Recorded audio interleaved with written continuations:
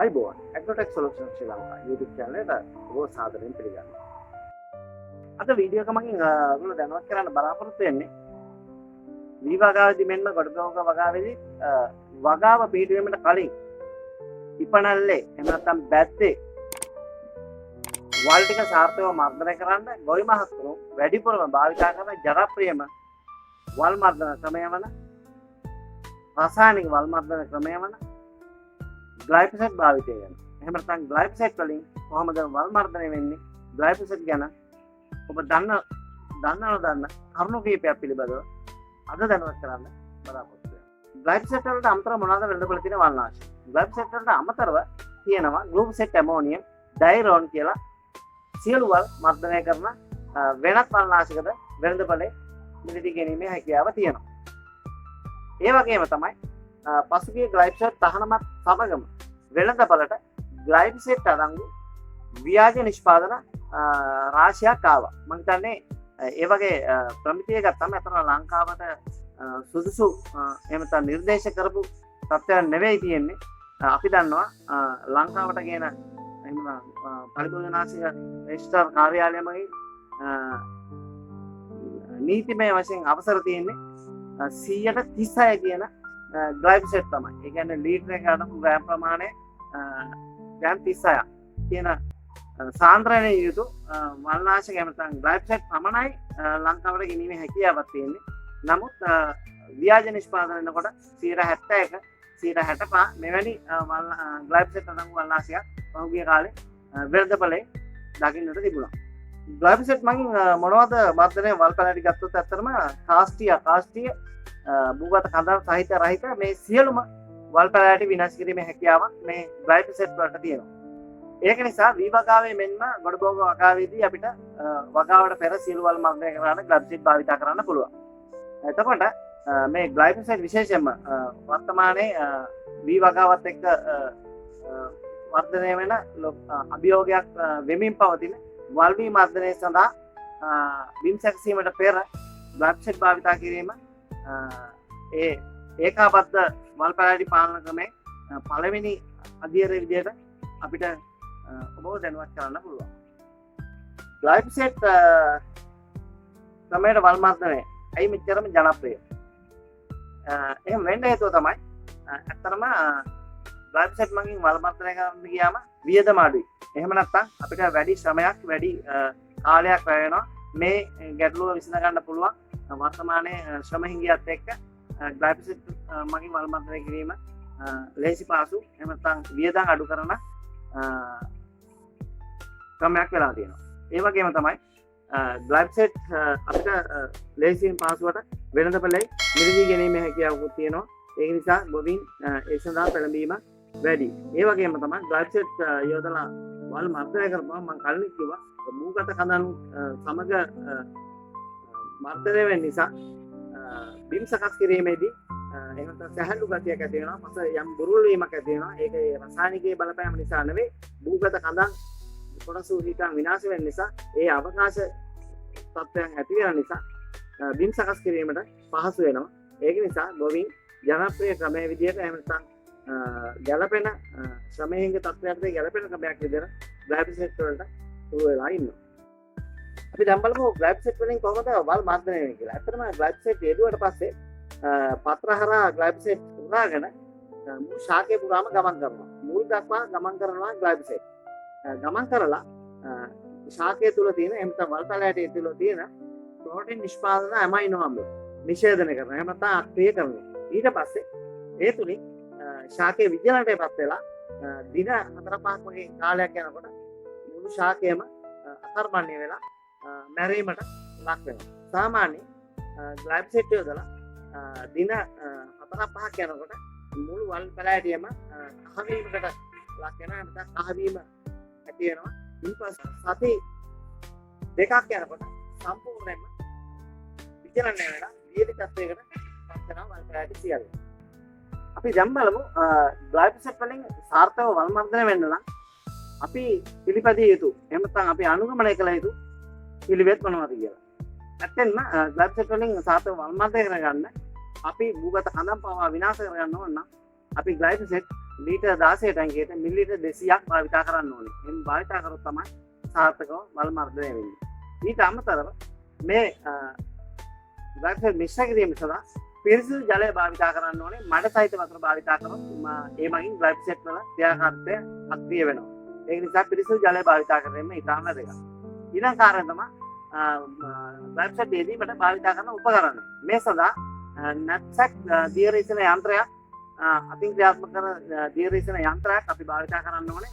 එහෙම නැත්නම් බලවේග දියරීසන යන්ත්‍රයක් භාවිතා කරොත් මේකේ බිඳින ප්‍රමාණය ඉතාම සියුම් නිසා වල් මර්ධනයට ඒක සාර්ථක නෙවෙයි නිසා. නමුත් යම් කිසි කෙනෙක් ළඟ බලවේග දියරීසන යන්ත්‍රයක් තියෙනවා නම් මම හිතා අපි යාන්ත්‍රීකරණයත් එක්ක යා යුතු ගමනකුත් නිසා භාවිතා කරනකොට වේගය පාලනය කිරීමකින් තමයි ග්ලයිෆොසේට් යෙදීම කරන්න ඕනේ. එහෙම වුණොත් සාර්ථකව වල් මර්ධනය කරගන්න පුළුවන්. ඊළඟ කාරණය තමයි ග්ලයිෆොසේට් යොදලා පැය 6කවත් වියලි තත්ත්වයක් එහෙම නැත්නම් වර්ෂාපතනයෙන් තොර තත්ත්වයක් තියෙන්න ඕනේ. මොකද ශාකය පුරා ග්ලයිෆොසේට් ගමන් කරන්න එහෙම නැත්නම් ශාකයට උරා ගන්න යම්සි කාලයක් අවශ්‍ය නිසා. ඒ නිසා වැසිරහිත තත්ත්වයක් පැය 6කවත් තියෙන්න ඕනේ. ඊට අමතරව කාරණය තමයි ග්ලයිෆොසේට් යෙදීමෙන් පසු දින 3-4ක් යනකම් ඒ ග්ලයිෆොසේට් යෙදපු ශේෂ්ත්‍රයට තියෙන වල් පැල වලට හානියක් කරන්න එහෙම නැත්නම් තැලීම් පොඩි වෙනකට ලක් කරන්න ඕන නැහැ. මොකද මේ ග්ලයිෆොසේට් පත්‍රමයි උරාගෙන ශාකය පුරා ගමන් කරන්න ටික දිනයක් ගත වෙනවා. ඒතකොට අපි තැලීමකට පොඩි කිරීමකට ලක් කරොත් වල් පැලටිය මේ කාර්යය වෙන්නේ නැහැ. ඒතකොට සාර්ථක වල් මර්ධනය වෙන්නේ නැහැ. ඒ නිසා ඒ භූමියට ඇතුල් නොවීමට අතරම කටයුතු කිරීම කියන කාර්යය තමයි කියන්න ඕනේ. මේ තුලින් අපිට සාර්ථකව ග්ලයිෆොසේට් මගින් වල් මර්ධනය කර ගැනීමේ හැකියාව තියෙනවා. ග්ලයිෆොසේට් වෙළඳපොළ මොන වගේද? ඇත්තටම අපි දන්නවා පලිබෝධනාශක අලෙවි කරන සමාගම් රාශියක් අපේ ලංකාව තුල තියෙනවා. මේ අපි දන්න සමාගම් අතරින් මම හිතන්නේ 90%කට වැඩි ප්‍රමාණයක් ග්ලයිෆොසේට් කියන මල්නාශකය වෙළඳපොළට හඳුන්වා දීලා තියෙනවා. ඒතර මේ ග්ලයිෆොසේට් කියන මල්නාශකය ඔවුන්ගේ වෙළඳ නමෙන් තමයි හඳුන්වා දෙන්නේ. කොහොම නමුත් පලිබෝධනාශක රෙජිස්ට්‍රාර් කාර්යාලය මගින් ක්‍රියාත්මක කරන නීති රාමුව අනුව අනිවාර්යයෙන්ම වෙළඳ නමට පස්සේ රසායනික නම සඳහන් කිරීම කළ යුතුයි. ඒ අනුව වෙළඳ නම සහ රසායනික නම කියන දෙකෙන්ම වෙළඳපළට ඉදිරිපත් කිරීමේ හැකියාවක් තියෙනවා ඕනම සමාගමකට. 1980 අංක 33 දරන පලිබෝධනාශක පාලනය කිරීමේ පනත යටතේ සමාගම් වලට වෙළඳපළට ඉදිරිපත් කරන්න පුළුවන් ග්ලයිෆොසේට් ඇසුරුම් ප්‍රමාණයක් තියෙනවා. ඒ කියන්නේ අපි මේ ග්ලයිෆොසේට් කියන මල්නාශකයේ සැලකුවොත් ග්ලයිෆොසේට් වෙළඳපළට ඉදිරිපත් කරන්න පුළුවන් ඇසුරුම් කිහිපයකින් පමණයි. ඒ කියන්නේ මිලිලීටර් 200, මිලිලීටර් 400, ලීටරේ ලීටර් 2 සහ ලීටර් 4 කියන ඇසුරුම් වලින් පමණයි වෙළඳපළට ඉදිරිපත් කරන්න පුළුවන් සහ අපිට වෙළඳපළෙන් මිලදී ගැනීමේ හැකියාවක් තියෙන්නේ එම ප්‍රමාණ වලින් තියෙන ඇසුරුම් වල පමණයි.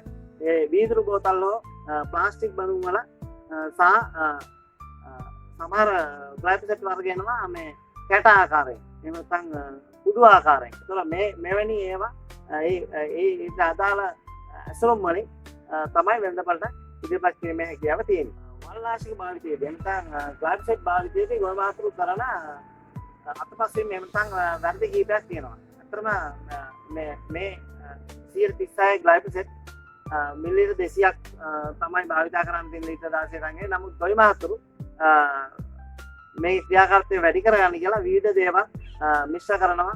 අපි දන්නවා අත්දැකීමෙන් එහෙම නැත්නම් ශේෂ්ත්‍රයේ ප්‍රායෝගික තත්ත්වය මේකට ඩීසල් කලවම් කරනවා, යූරියා කලවම් කරනවා, අජිනමොටෝ දානවා, මේ වගේ විවිධ දේවල් කරනවා. මම හිතන්නේ ඒ තුලින් සාර්ථක වල් මර්ධනය වුණාට ලොකු හානියක් සිද්ධ වෙනවා, පරිසර හානියක් සිද්ධ වෙනවා. සමහර වෙලාවට අපිට කියන්න බෑ මේකෙන් වල් බැරිම ශීඝ්‍ර වෙයිද කියලා. මොකද සමහර වෙලාවට පලිබෝධනාශකේ නැත්නම් මේ ග්ලයිෆොසේට් ක්‍රියාකාරීත්වය අඩු වෙන්නත් පුළුවන්, උදාසීන වෙන්නත් පුළුවන්. ඒක නිසා ඒක අවදානම් කාරණා නිසා මුදල් අපතේ යෑම නිසා මේ මිශ්‍ර කිරීම කියන කාරණයට යන්න එපා. හරි නිවැරදි ග්ලයිෆොසේට් මිලදී අරගෙන භාවිතා කරන්න. ග්ලයිෆොසේට් වල ගුණාත්මය ගත්තම ඇතරම 1942 පමණ තමයි ග්ලයිෆොසේට් වෙළඳපළට හඳුන්වා දෙන්නේ ඇමරිකාවේ මොන්සැන්ටෝ සමාගම. එතකොට ඒ කාලය තුල අද දක්වා ගත්තම විවිධ සමාගම් වලින් වෙළඳපළට ග්ලයිෆොසේට් එනවා. එතකොට තත්ත්වයෙන් උසස් ග්ලයිෆොසේට් වල ක්‍රියාකාරීත්වය වැඩි අතරම හොඳම තත්ත්වයේ තියෙන ග්ලයිෆොසේට් වල සර්ෆැක්ටන් කියන විසුරුම් කාරකය මිශ්‍ර කරලා තියෙනවා. ඒ වගේ ක්‍රියාකාරීත්වය වැඩි. ඒතර මේ සර්ෆැක්ටන් මික්ස් කරපු සහ මිශ්‍ර නොකරපු කියන වල්නාශක දෙකම ග්ලයිෆොසේට් වර්ග දෙකම වෙළඳපොලේ තියෙනවා. කොහොම නමුත් අපිට ඕනම ග්ලයිෆොසේට් වර්ගයක් භාවිතා කරන්න පුළුවන්. ඉතින් අපි ඒ වෙළඳාම් කීපයෙන් පමණයි මේ සර්ෆැක්ටන් ග්ලයිෆොසේට් වෙළඳපොලේ තියෙන්නේ. ඊට අමතරව අපිට ඕන නම් ක්‍රියාකාරීත්වය වැඩි කරගන්න වෙන දේවල් මිශ්‍ර කරන්න නැතුව මේකේ විසුරුම් කාරකයක් විදිහට අපිට සර්ෆැක්ටන් මේකට මිශ්‍ර කරලා අර කෙටි කාලයකින් වැඩි ශේෂ්ඨ ඵලයකට මේ බෙහෙත් ටික පතුරවා හැරලා ගහට උරා ගැනීම ඉක්මන් කරලා සාර්ථක මල් මර්ධනය කරගන්න පුළුවන්. ඒක බොහෝ දාතන පාවිච්චි කරන්න පුළුවන් හොඳ ක්‍රමයක්. ඇත්තම ග්ලයිෆොසේට් ඇතුළු සියලු පලිබෝධනාශක වසයි. ඒතර වස විස වෙන්න පුළුවන්.